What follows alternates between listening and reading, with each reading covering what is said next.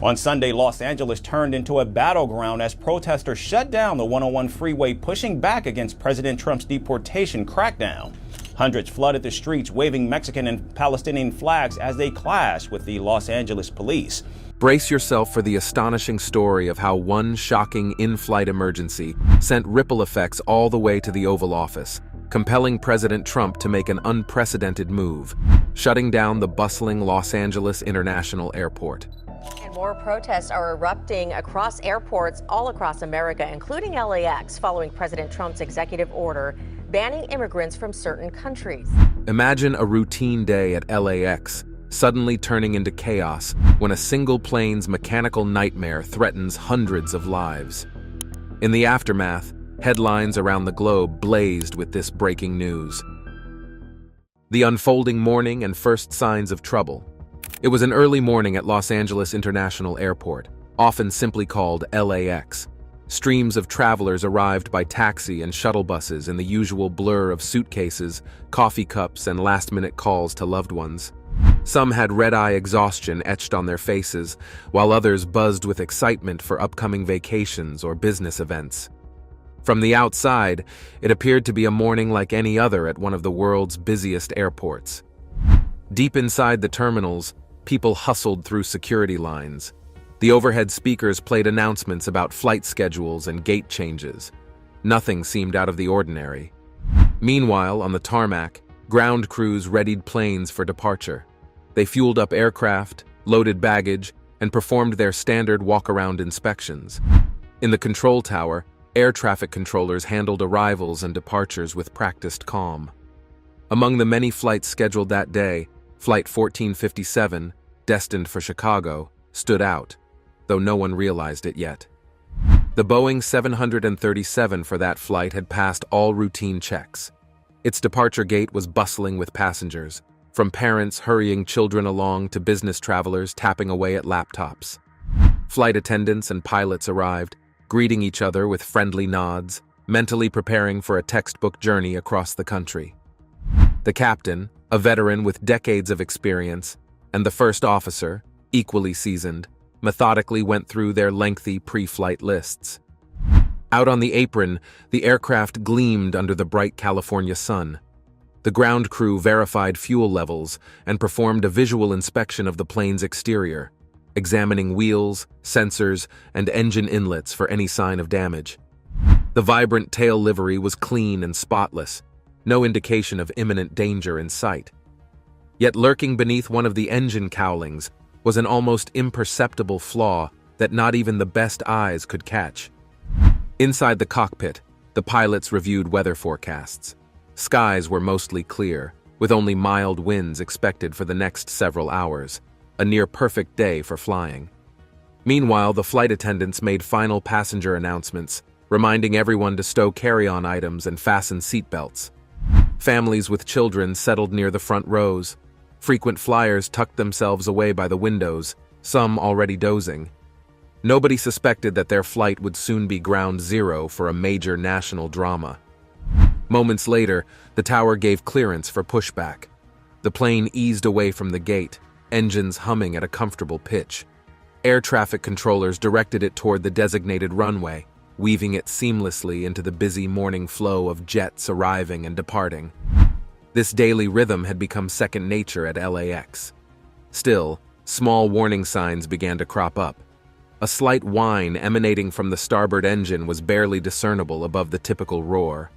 The captain, tuned into the familiar symphony of aircraft sounds, paused. Something was off, but no cockpit alarms flashed. No official indicators pointed to trouble. Concluding it was likely an insignificant anomaly, perhaps a minor gust crossing the runway or a temperature fluctuation, the crew continued with instructions for takeoff. None of them had any idea that this tiny signal was the first hint of a mechanical nightmare waiting to unfold once the plane was airborne. Takeoff, climb, and the start of a crisis. A clearance crackled over the radio. Flight 1457, you're cleared for takeoff on runway 25R. With final checks complete, the pilots increased thrust. The engines roared louder, pressing passengers back into their seats. The runway lights blurred as the plane accelerated, swiftly lifting its nose skyward. Cradled by typical California sunshine, the Boeing 737 soared into a bright horizon, carrying more than 150 souls toward Chicago, or so everyone assumed. During the initial climb, everything felt routine. Each gauge read as expected. Altitude rose steadily. Airspeed was healthy. The autopilot engaged smoothly. Passengers gazing out the window were treated to sweeping views of the Pacific coastline fading away behind them. The flight attendants began their usual preparations, settling in for a service of coffee and snacks once the aircraft leveled off. In the cockpit, the captain and first officer engaged in light chatter, discussing the day's flight path and potential weather systems hours away, with no immediate concerns. Then, at about 8,000 feet, a strange vibration subtly shook the cabin floor. Passengers in rows near the right wing were the first to notice a deep, thrumming sound that felt out of place. The captain's forehead creased. He asked the first officer to scan the engine instruments again. Everything appeared normal at a glance, but the vibration persisted, almost like an erratic heartbeat.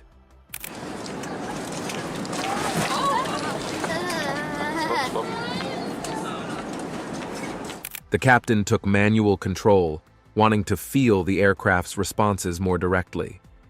As altitude increased to 10,000 feet, the trembling evolved into intermittent jolts. Though still faint enough to avoid alarming the entire cabin, those seated over the wing visually detected unusual ripples in the starboard engine cowling. Occasionally it seemed to twitch or slightly shift, the metal reflecting a fleeting glint of sunlight at odd angles. The pilot in command radioed air traffic control to report a minor mechanical concern, but no immediate emergency was declared. The flight attendants, noticing nervous glances among passengers near that right wing, reassured them that the pilots were assessing everything. Meanwhile, the cockpit's engine readouts began to show subtle but worrying fluctuations. Temperatures for the starboard engine started edging upward. It wasn't yet in the danger zone, but it was trending that way. In the space of 5 minutes, the temperature rose from a perfectly normal level to the cusp of triggering an advisory warning. The first officer consulted the quick reference handbook for engine anomalies. Standard procedures suggested they reduce thrust to see if they could stabilize the fluctuations. The captain throttled back slightly. For a moment, it seemed to help. The vibrations lessened, prompting a sigh of relief. But that calm was short-lived.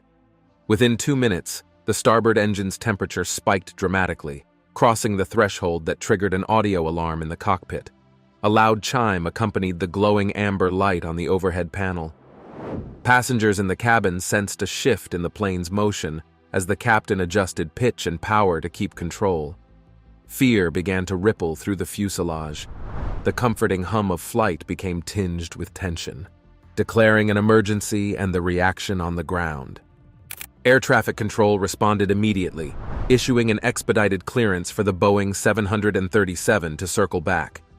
Standard procedure for an in-flight emergency involves coordinating with approach control, clearing a dedicated path, and notifying ground emergency crews. The tower controller calmly relayed instructions to the flight crew. Flight 1457, you are cleared for an immediate return to LAX, runway 25L. Emergency vehicles will be standing by. Though the official term emergency hadn't been explicitly used by the pilots yet, the tower's expedited orders and rapid coordination signaled that this was a serious situation. All normal inbound and outbound flights were placed on hold or diverted to different runways. Controllers quickly rerouted aircraft to create a corridor just for Flight 1457's approach. Down on the ground, at the Los Angeles Fire Department's Aircraft Rescue and Firefighting Station, sirens blared. Fire trucks and ambulances raced into position alongside the designated runway. Crews donned protective suits and arranged foam dispensing equipment, bracing for a possible crash landing or engine fire. A flurry of dispatch calls alerted local hospitals to stand by in case of mass casualties. Everyone hoped for the best, but prepared for the worst. Inside the terminal, well before any official announcement, rumors began to spread among airport staff. Personnel monitoring the ground radar noticed Flight 1457 making its turn far earlier than expected.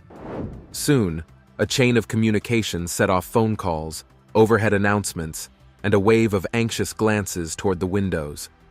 Within minutes, the airport was buzzing with speculation, an aircraft returning in an emergency pattern. Meanwhile, up in the plane, the tension escalated. The starboard engine's temperature soared into unsafe territory again, forcing the captain to reduce power output even more.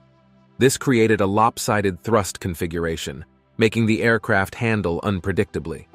The flight attendants remained professional, instructing passengers to brace and follow emergency procedures. Some travelers closed their eyes, whispering prayers. Others fumbled with seatbelts, checking life vests and listening intently for instructions. Warnings continuous chimed in the cockpit, an array of blinking lights and caution messages. The first officer navigated the plane's approach route, skillfully adjusting the autopilot's diminishing capabilities. The captain moved swiftly between commanding the flight controls and cross-checking engine data, ensuring the plane could still make a safe landing. They extended the flaps earlier than usual, aiming to slow down without overtaxing the struggling engine. On the runway, rescue vehicles spread out, maintaining communication with the tower. An underlying hush gripped the entire airport, despite the intense flurry of activity. Thousands of people waiting for outbound flights or meeting arrivals sensed an unusual disruption. Some passengers stared through floor-to-ceiling windows, spotting the distant glimmer of an incoming plane escorted by the swirling lights of emergency trucks. The hair-raising landing and President Trump's swift decision. As Flight 1457 approached the threshold of runway 25L, the starboard engine's vibrations felt like a jackhammer rattling through the fuselage. The captain gripped the yoke, focusing intently on controlling the descent rate. With the right engine operating at minimal thrust, the left engine had to compensate, making the final approach precarious.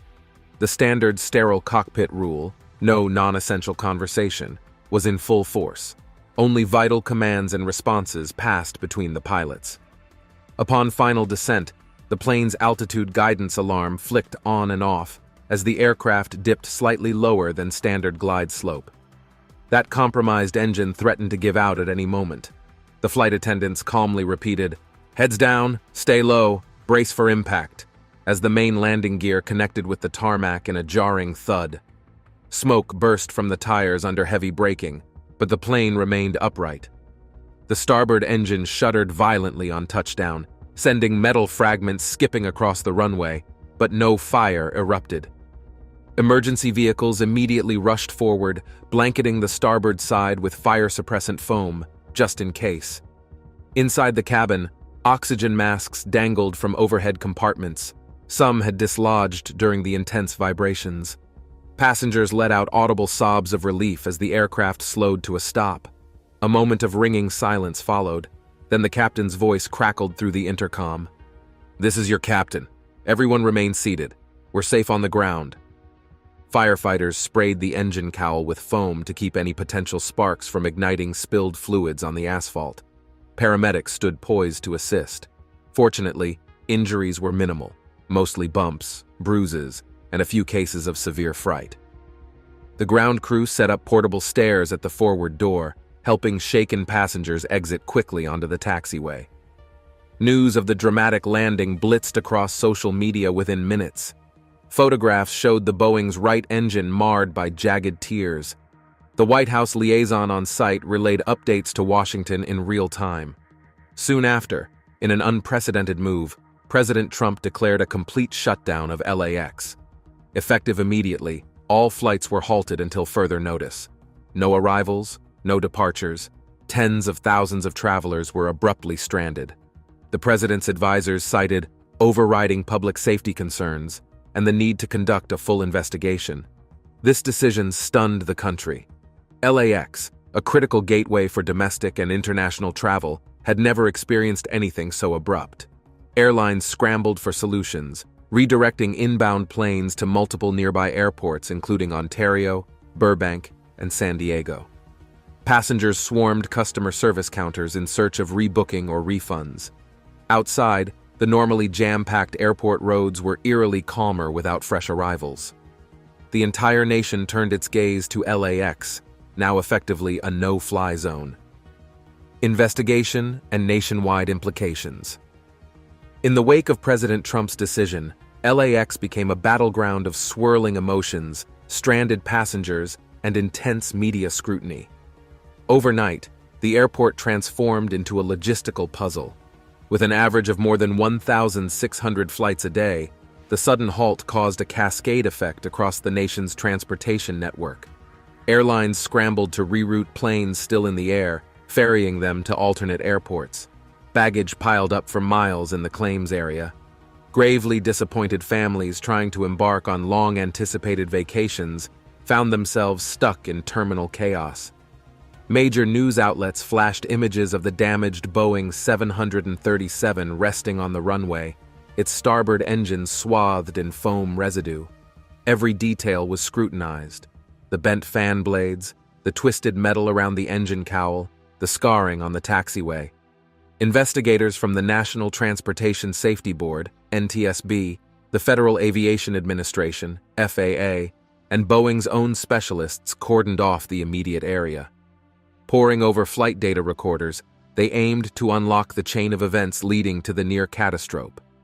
As the centerpiece of their initial findings, they focused on possible structural weakening around the engine mount or cowl, combined with an unexpected mechanical defect. Within hours, White House spokespeople held press conferences to elaborate on Trump's bold step. Given the severity of the incident and the potential for hidden mechanical flaws in other aircraft, the president has determined that a temporary closure is the only way to guarantee the absolute safety of the American public, one official stated. Critics questioned the sweeping measure, pointing out that not all planes at LAX were Boeing 737s or even the same model. However, proponents commended the president's emphasis on safety, highlighting that a malfunctioning aircraft in a densely populated area like Los Angeles could be catastrophic. Public opinion varied widely. Social media burned with debates over whether the closure represented decisive leadership or a reckless display of power. Conspiracy theories cropped up, some alleging sabotage or deeper governmental secrets concealed behind the incident. Meanwhile, local politicians juggled statements of solidarity with frustrated constituents facing flight cancellations. Several high-profile celebrities found themselves stranded, turning to Twitter and Instagram, broadcasting to millions about the unusual situation and igniting even more attention. Amid the tumult, the flight crew of 1457 faced well-deserved praise for their professionalism under life-threatening circumstances. Their on-the-spot decisions likely prevented tragedy. Many travelers from that flight recounted harrowing tales of the jarring vibrations, the emergency instructions, and the sense that something truly dreadful had been narrowly averted. These eyewitness accounts increased sympathy for the shutdown's rationale. If the potential is for catastrophic engine failure, perhaps extraordinary caution was prudent. While the mechanical investigation ramped up, a separate logistical challenge loomed. When and under what conditions would LAX reopen? Local business leaders called for a swift resolution, citing incalculable economic losses. Government agencies, too, wanted a prompt but thorough inquiry. The question on everyone's lips: how fast could the NTSB and FAA ascertain if the defect was unique to this specific jet, or possibly indicative of a broader issue affecting other planes? A mystery unsolved. If there's one mystery that has baffled the world for decades, it's the heart-wrenching and controversial story of Amelia Earhart. For over 80 years, her disappearance has lingered as one of history's greatest unsolved mysteries. Amelia, a woman celebrated for her groundbreaking achievements in aviation, bid her family farewell one fateful morning to embark on a record-breaking flight around the globe, a journey that was destined to change her life forever. Unknown to her, it would also become her last. On July 2, 1937, Amelia Earhart vanished without a trace during her most iconic flight, leaving behind a cloud of unanswered questions. For years, people have puzzled over what might have happened to her. Theories emerged, expeditions were launched, and countless searches were conducted, but the truth remained elusive. That is, until recently, when Tucker Carlson, known for tackling controversial topics with fearless curiosity, broke new ground in unraveling this enduring mystery. But before we dive into what Tucker uncovered, we must first start from the beginning to understand who Amelia Earhart was and why her story continues to captivate the world. Born on July 24, 1897 in Atchison, Kansas, Amelia Mary Earhart wasn't just any name in the history of aviation. She was a pioneer, a trailblazer who defied societal norms and etched her name into history as one of the most accomplished aviators of all time. Her passion for flight began in her early 20s after she attended an air show and experienced her first ride in a small plane. That single moment changed her life, igniting a spark that would drive her to achieve the unimaginable. Amelia wasted no time making history. In 1928, she became the first woman to fly across the Atlantic as part of a 3-person crew. Although she was a passenger on this flight, the experience inspired her to push further. 4 years later, in 1932, she accomplished what no woman before her had done: a solo, non-stop flight across the Atlantic Ocean. Departing from Newfoundland, Canada, and landing in a farmer's field in Ireland, she braved icy weather, mechanical failures, and over 15 hours in the air. I landed there after frightening all the cows in the neighborhood and rolled up to the farmer's front door. Amelia didn't